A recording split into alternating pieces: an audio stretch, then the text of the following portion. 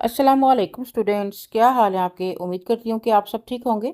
और आज की वीडियो में बालों को हम केराटिन रिबॉन्डिंग करने जा रहे हैं। तो सबसे पहले नीचे बालों की लेंथ में हम मास्क अप्लाई करने जा रहे हैं। आप कोई भी नरिशिंग मास्क ले सकते हो जिसको आपने पानी में मिक्स करना है और लेंथ में अप्लाई करना है। और लेंथ में क्यों अप्लाई करने जा रहे हैं, ऑलरेडी काफ़ी ज़्यादा नीचे का बाल ट्रीटेड है, जला हुआ महसूस हो रहा है, तो इसलिए हम लोगों ने मास्क यहाँ पर भर के अप्लाई कर दिया हुआ है। कभी कभार ऐसा होता है कि हमारे पास जो क्लाइंट आता है उसका लेंथ वाले बालों पे कोई ना कोई डाई केमिकल ऐसा लगा होता है कि हमें डर होता है कि हमारे रिजल्ट जो है ना वो लेंथ वाले बालों से ख़राब नहीं हो जाए, यानी कि बाल ज़्यादा ओवर ड्राई ना हो जाए। तो बालों को सिक्योर करने के लिए हम अक्सर मास्क या फिर कंडीशनर को जो है ना बालों की लेंथ पर अप्लाई कर देते हैं ताकि कोटिंग हो जाए और हमारा जो मतलब प्रोडक्ट जो हम अप्लाई करें वो लेंथ वाले बालों को बिल्कुल भी जलाए नहीं, बर्न नहीं करे। ठीक है, तो ये मकसद होता है, इसलिए हम लोग लेंथ वाले बाल को अक्सर सिक्योर कर लेते हैं। जितने भी प्रोफेशनल सलोन्स हैं वहाँ पे एक ख़ास चीज़ होती है कि आपका क्लाइंट जब आपके पास आता है आप उसको पहले उसके रिजल्ट्स बताते हो। ठीक है, आप काम बाद में करते हो, रिजल्ट उसके पहले बताते हो। तो वो किस तरह से आप रिजल्ट बता सकते हो, एक तो इस चीज़ को आज हम डिस्कस करेंगे। और और पहले से रिजल्ट बताना क्यों ज़रूरी है, क्योंकि क्लाइंट की जो हम ये ट्रीटमेंट कर रहे हैं, स्ट्रेटनिंग ट्रीटमेंट कर रहे हैं, ये काफ़ी कॉस्टली होता है। ठीक है, इसके प्रोडक्ट्स काफ़ी महंगे होते हैं, फिर इसका पूरा दिन का प्रोसीजर होता है और अगर रिजल्ट अच्छा नहीं आता है तो फिर क्लाइंट आप जो है ना वो इशू भी क्रिएट कर सकता है। इसलिए ज़रूरी है कि आप पहले से ही क्लाइंट को उसके रिजल्ट्स के बारे में जो है ना वो आगाह करें और उसके लिए कोई ना कोई पैच टेस्ट का ज़रूर अरेंज करें। ब्यूटिशियंस को चाहिए सबसे पहले एनालाइज करें कि हमारा जो क्लाइंट हमारे पास आ रहा है उसके बाल मतलब किस टाइप के हैं। वर्जन बाल हैं, अगर बिल्कुल वर्जन बाल हैं, कभी कोई कलर कभी कोई केमिकल इनके बालों पर नहीं लगा है, तो जाहिर है कि आप क्लाइंट के बालों पर 100 से 90 से 100% रिजल्ट जो है ना वो इजीली अचीव कर लोगे। लेकिन अगर बाल जो है बहुत ज़्यादा करली है लेकिन है वर्जन, ठीक है, अब जो एक्स्ट्रा करली बाल होता है उस पर भी आप 100% बालों पे रिजल्ट, स्ट्रेटनिंग का रिजल्ट नहीं दे पाओगे या डाई का रिजल्ट भी आप वैसे नहीं दे पाओगे। हाँ, अगर आपका बाल जो है वो बिल्कुल मतलब नॉर्मल सा कर्ल है, अच्छा बाल है, फाइन बाल है, तो उसमें आप सारे रिजल्ट्स को अच्छे तरीके से अचीव कर पाओगे। इसी तरह अगर आपका बाल पहले से ट्रीटेड है, आप ट्रीटेड की भी बहुत सारी इकसाम है। बाज़ लोगों ने एक दफ़ा ही बालों में जो है वो कलर लगाया होता है 20-30 वॉल्यूम के साथ, तो वहाँ पे आपके रिजल्ट में कमी नहीं आती है।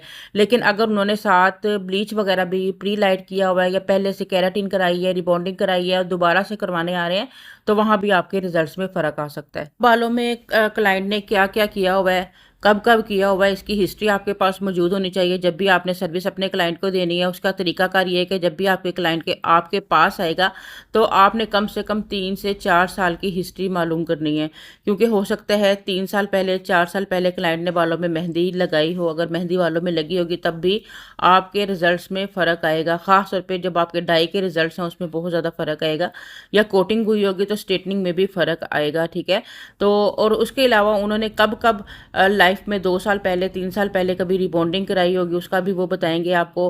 अगर उन्होंने हाइलाइट्स लिए होंगे वो नज़र भी आ जाते हैं। ठीक है, कई दफ़ा ऐसा होता है कि क्लाइंट्स के बालों के ऊपर काफ़ी तेज़ केमिकल्स अप्लाई किए होते हैं और आप यकीन करें कि वो अपने बालों में सिंगल डाई अप्लाई करके डार्क ब्राउन या ब्लैक कलर अप्लाई करके हमारे पास आते हैं, जिससे हम देख के ये एनालाइज नहीं कर पाते हैं कि इनके बालों में कोई केमिकल लगा है। ठीक है, वैसे काफ़ी हद तक इस चीज़ को महसूस किया जा सकता है, लेकिन कभी कभार ऐसा होता है कि कोटिंग इतनी ज़्यादा हुई होती है कि वो और क्लाइंट इस चीज़ को नहीं मान रहा होता है। ठीक है, तब एक डाउट हमारे सामने आता है कि हमारा ज़हन हमें कह रहा होता है देख के कि ये वर्जन बाल नहीं है, लेकिन क्लाइंट इस चीज़ पे बजीद होता है कि नहीं जी हमारा बाल बिल्कुल वर्जन बाल है, आप इस पे काम करें। लेकिन रिजल्ट के दौरान जब नीचे से रंग बिरंगे कलर निकलते हैं या इस तरह मतलब प्रॉब्लम में बंदा फंस जाता है, तो उस दौरान में हमें एक, अगर हमारा दिल मुतमिन नहीं हो रहा, हमें क्लाइंट की बात पर यकीन भी नहीं हो रहा है, ठीक है, कहीं ना कहीं हमारा दिल कह रहा है कि कुछ ना कुछ मसला ज़रूर है, तो फिर उस सूरत में हमें ज़रूर पैच टेस्ट कर लेना चाहिए।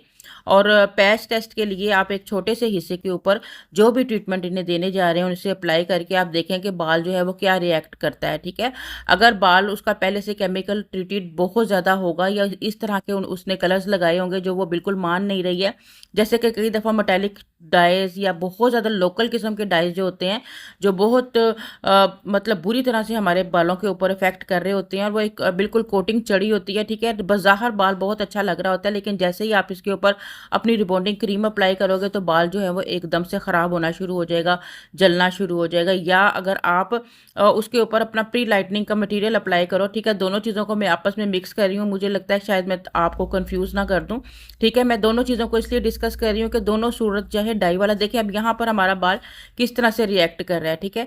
अब यहाँ देखें नीचे वाले बालों का बॉन्ड जल्दी ब्रेक हो जाएगा। तो और इसलिए हम लोगों ने बालों को पहले से सिक्योर किया हुआ है, क्योंकि हमें डर होता है कि हो सकता है कि नीचे वाले बालों में ओवर हीट निकलनी शुरू हो जाए, बाल टूटना और ख़राब होना शुरू हो जाए। इसलिए हम बार बार नीचे वाले बालों पे मज़ीद और मास्क का यहाँ पर अप्लाई करिए। देखिए मैं थोड़ा सा मास्क और उठाया है और यहाँ पर अप्लाई किया है। तो हर तरह के बालों की कंडीशन के साथ हमें डिफरेंट तरीके से जो है ना वो ट्रीट करना पड़ता है। और अक्सर ब्यूटिशियंस हमसे जो ये क्वेश्चन कर रही होती हैं कि हमें रिबॉन्डिंग भी करना है क्लाइंट के बालों पे और हाइलाइट्स भी करना है, तो क्या हम दोनों केमिकल को इकट्ठा यूज़ कर सकते हैं? तो मैं उनको बताऊंगी कि दोनों केमिकल बहुत तेज़ केमिकल है। दोनों केमिकल्स को कभी भी आप किसी अपने क्लाइंट के बालों पर इकट्ठा मत करें, बल्कि जो पहले से आपके पास ऐसा क्लाइंट आता है जिसके ऑलरेडी बालों के ऊपर हाईलाइट्स हुए हैं, तो और वो कह रहा है कि मेरे बालों पे अब अगेन रिबॉन्डिंग या एक्सटेंसो कर दें, तो उसको भी आप जो है ना वो अच्छे तरीके से समझाएं और बताएं कि आपके बालों पे ये ट्रीटमेंट यानी रिबॉन्डिंग एक्सटेंसो या केराटिन रिबॉन्डिंग, ये ट्रीटमेंट आपके बालों पर नहीं हो पाएंगे, ठीक है। कुछ क्लाइंट्स के बालों पे ऑलरेडी हाइलाइट्स हुए होते हैं या डाई हुआ होता है, तो उन बालों पे मतलब 2 साल पहले 1 साल पहले उन्होंने बालों में ये सब करवाया होता है और वो फिर बालों को रिबॉन्डिंग वगैरह कराना चाह रहे होते हैं, तो उनको भी आप देख लें कि लेंथ के कितने रूट्स में नए बाल आ चुके हैं, वहाँ पे आप रिबॉन्डिंग क्रीम को अप्लाई कर लें और लेंथ वाले बालों को आप बिल्कुल हल्का सा पानी के साथ मल्सीफाई करके नीचे वाली लेंथ में लें और उन्हें बता दें कि ऊपर आपका रिजल्ट 100% आएगा जहाँ तक आपका बाल वर्जन है, और जहाँ आपका बाल ट्रीटेड है वहाँ हम बहुत कम केमिकल के साथ काम करेंगे। तो इसलिए रिजल्ट जो है ना वो आपका 50% तक चांस है, ठीक है। जितना आपको लगता है कि इनके बालों पे आप रिजल्ट लाओगे, क्योंकि कम से कम केमिकल आपने लेंथ वाले बालों के ऊपर लगाना है, वो भी तब जब 1-2 साल पहले का क्लाइंट आपके पास आया और रूट्स में उसका जो है बिल्कुल वर्जन बाल निकल चुका हुआ है, तो उस सूरत में आप इस तरह से करोगे। साथ ही साथ काम की बातें हो रही हैं और साथ ही साथ आप देखिए कि हमारी जो वॉशिंग का एक कंप्लीट प्रोसीजर होता है, जो रिबॉन्डिंग एक्सटेंसो या केराटिन रिबॉन्डिंग, ये सारे केमिकल्स के साथ जो वॉशिंग होती है, उसको अगर आप परफेक्टली तरीके से नहीं करते हो तो आपका रिजल्ट कभी भी शाइनी नहीं आएगा। अभी आप देखें कितना ये ड्राई बाल था जिसको जस्ट वॉशिंग ने इतना ज़्यादा जो है ना वो शाइन कर दिया हुआ है। साथ इसके हम थोड़ा सा वार्म वाटर यूज़ कर रहे हैं, ठीक है। बहुत ज़्यादा गर्म नहीं है, लेकिन अच्छा मतलब कि आपके हाथों को लगने वाला वार्म वाटर है, उसके साथ हम इसको जो है ना वो यूज़ कर रहे हैं। और आप जितना ज़्यादा इसको मल्सीफाई करते चले जाओगे उतना ही आपके बालों में ग्लो आता जाएगा और बिल्कुल आपका बाल ग्लास की तरह दिखना शुरू हो जाएगा, ठीक है। तो ये एक छोटी छोटी टिप्स होती हैं, ये टेक्निक्स होती हैं, बालों को वॉश करने का मेथड होता है, बालों के बॉन्ड को देखने का तरीका होता है। जब तक आपके बालों का बाउंड अच्छे से ब्रेक नहीं होगा तब भी आपका मतलब पूरे प्रोसीजर के बाद में बाल जो है वो कर्ली फील हो सकता है। या फिर अगर जो है ना एक सबसे बड़ा मसला तब आता है जब हम सारा काम कंप्लीट करके भेजते हैं और क्लाइंट घर जाके बालों की वैसे केयर नहीं करता है, ठीक है। यानी कि जो हम 48 आवर्स का टाइम देते हैं अपने क्लाइंट को, उस टाइम में उन्हें चाहिए क्लाइंट को कि अच्छे से अपने बालों को जो है ना वो जो प्रिकॉशंस उन्हें बताई जा रही हैं उसके मुताबिक वर्किंग करें। लेकिन अक्सर मैंने देखा है कि क्लाइंट जो है वैसे ही घर जाके, क्योंकि हम क्लाइंट के साथ नहीं जा पाते। अच्छा, यहाँ पर मास्क यूज़ किया जा रहा है। मास्क को हम लोग इस तरह से मतलब कि जो हमारे पास हमने पहले बनाया था, हमारे पास थोड़ा सेव था, बचा हुआ था, उसी मास्क को हम यहाँ पर पानी में मिक्स किया हुआ है। ना भी आप पानी में मिक्स करें तो फिर आप इस तरह से रूट से लेंथ तक इसको अप्लाई करें। अच्छा, अक्सर आप सोचते होंगे कि हम मास्क या कंडीशनर को रूट्स में तो अप्लाई नहीं करते हैं, ठीक है। यहाँ तो ये इसलिए अप्लाई कर रहे हैं ताकि हम अच्छे से मल के इसमें से जो प्रोडक्ट है उसको बाहर निकाल सके, क्योंकि यहाँ पर हम शैम्पू तो यूज़ कर नहीं पा रहे हैं, ठीक है, और करना भी नहीं है यहाँ पे। तो हम स्कैल्प से लेंथ तक मास्क या कंडीशनर लगा के उसको मलेंगे, ताकि अगर कोई प्रोडक्ट किसी जगह पे पड़ा हुआ रह गया है तो यानी कि आप ये समझें कि हम शैम्पू का काम मास्क से ले रहे हैं। अच्छा, यहाँ पे थोड़ा सा मसला हुआ है कि हमारा जो स्ट्रेटनिंग वाला एक क्लिप था, पूरा प्रोसीजर था जो आपको बताना था, सिखाना था, वो आई थिंक स्किप हो चुका है। बहरहाल किसी नेक्स्ट वीडियो में उसको आप लोगों के साथ डिस्कस करेंगे, या फिर हमारी बहुत सारी ऐसी वीडियोस जो मैंने रिबॉन्डिंग की बनाई है उसमें पूरा प्रोसीजर है, वो हाँ वो जाके आप देख लीजिएगा, ठीक है। तो किसी रीज़न की वजह से वो शायद यहाँ पे नहीं है। तो अब हम क्या करेंगे, हम न्यूट्रलाइज़र अप्लाई करेंगे, और न्यूट्रलाइज़र लगाते टाइम भी आपने डायरेक्शन का ध्यान रखना है, ठीक है। अब आप देखें कि जो बाल आपको पहले मतलब थोड़ा डार्क ब्राउन नज़र आ रहा था, वो थोड़ा सा लाइट ब्राउन की तरफ नज़र आ रहा है। तो जो पहला प्रोडक्ट है वो हमारे कलर को भी थोड़ा सा लिफ्ट कर देता है, ठीक है। अक्सर हमारे जो स्ट्रेटनिंग वाले प्रोडक्ट्स होते हैं, जब हम उन्हें लगाते हैं, जब ट्रीटमेंट करते हैं, तो हमारा कलर पहले की निस्बत थोड़ा सा हमें 1 टोन 2 टोन लाइटर दिखाई देना शुरू हो जाता है, जैसे कि अभी आपको नज़र आ रहा होगा। अब हम स्टेप बाय स्टेप बिल्कुल आराम से, अब कोई कैचर क्लिप आपने बालों को टाइट तरीके से नहीं पकड़ना है, और आपने रूट्स को छोड़ के, रूट्स में अगर ये इसका इतना प्रॉब्लम नहीं होता, लेकिन फिर भी कोशिश करें कि आप रूट्स वाले बालों तक इसको अप्लाई करें, जस्ट स्कैल्प से छोड़ के आपने इसको अप्लाई करना है। और इस तरह से आपने बड़ा इजीली तरीके से इसको अप्लाई करके लेंथ में बिल्कुल स्ट्रेट बाल रखने हैं, और इस तरह छोड़ते चले जाना है। और इसकी जो टाइमिंग का आपको बता दें कि जब आपने न्यूट्रलाइज़र अप्लाई करना है तो तकरीबन 10 मिनट की टाइमिंग आपने रखनी है टोटल, ठीक है। मतलब कि 10 मिनट की टाइमिंग जो है ना, हमारी जो न्यूट्रलाइज़र होता है उसके लिए काफ़ी होती है।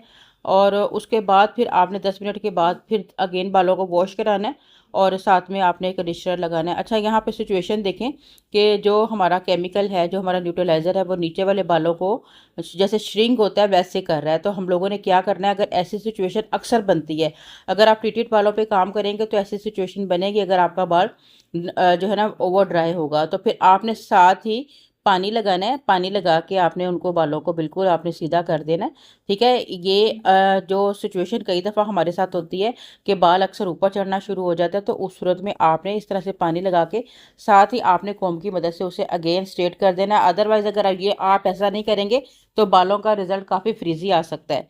तो ये था हमारा कंप्लीट ट्यूटोरियल। और फिनिशिंग देखिएगा, बहुत ही मज़े की इनकी फिनिशिंग आई थी। क्लाइंट हमारा काफ़ी हैप्पी हो गया था। और मज़ीद ऐसे ही की नॉलेजेबल वीडियोस देखने के लिए हमें फॉलो करना मत भूलिएगा, और मज़े का प्यारा सा कमेंट ज़रूर कीजिएगा। इसके साथ ही इजाज़त दीजिएगा, दुआओं में हमेशा याद रखिएगा। अल्लाह हाफिज़।